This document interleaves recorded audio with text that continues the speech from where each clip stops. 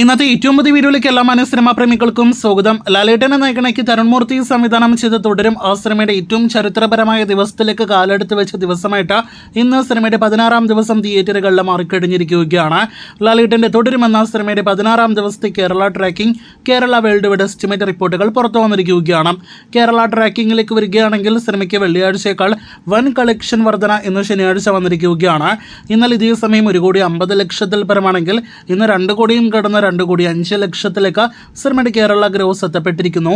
അപ്പോൾ ഇന്ന് സിനിമയ്ക്ക് കേരളത്തിൽ 3 കോടിയല്ല 3,50,00,000 4 കോടി റേഞ്ചിൽ കേരള ഗ്രോസ് പ്രതീക്ഷിക്കുന്നു. ഈ കളക്ഷൻ റിപ്പോർട്ട് ശരിയാണെങ്കിൽ ഇന്നത്തോടെ സിനിമയുടെ ആകെ കേരള ഗ്രോസ് 89,50,00,000 90 കോടി റേഞ്ചിലേക്ക് എത്തപ്പെടുന്നതാണ്. ഒരുപക്ഷെ 90 കോടിയും സിനിമയുടെ കേരള ഗ്രോസ് കടക്കാനുള്ള സാധ്യതയുണ്ട്. അങ്ങനെയെങ്കിൽ ഒരു മലയാളം സിനിമയുടെ ആദ്യത്തെ കേരള ബോക്സ് ഓഫീസിലെ 90 കോടി കളക്ഷൻ നേടിയെടുക്കുന്ന സിനിമയായിട്ട് തുടരും മാറാനായിട്ടൊരുങ്ങുകയാണ്. എന്തായാലും എങ്ങനെ നോക്കിയാലും സിനിമ ഇന്നത്തെ കളക്ഷനോടെ 16 ദിവസങ്ങൾ കൊണ്ട് കേരളത്തിൽ ഇൻഡസ്ട്രീറ്റ് സ്റ്റാറ്റസ് നേടിയെടുത്ത് കഴിഞ്ഞിരിക്കുകയാണ്.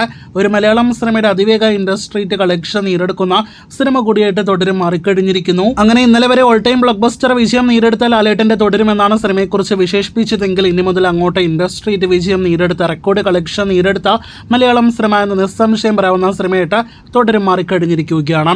ഇനി വേൾഡ് വൈഡ് എസ്റ്റിമേറ്റിലേക്ക് വരികയാണെങ്കിൽ ഇന്നലെ 5 കോടിയിലധികം വേൾഡ് വൈഡ് ഗ്രോസ് വന്ന സിനിമയ്ക്ക് 6 കോടിയിലധികം വേൾഡ് വൈഡ് ഗ്രോസ് പ്രതീക്ഷിക്കുന്നു.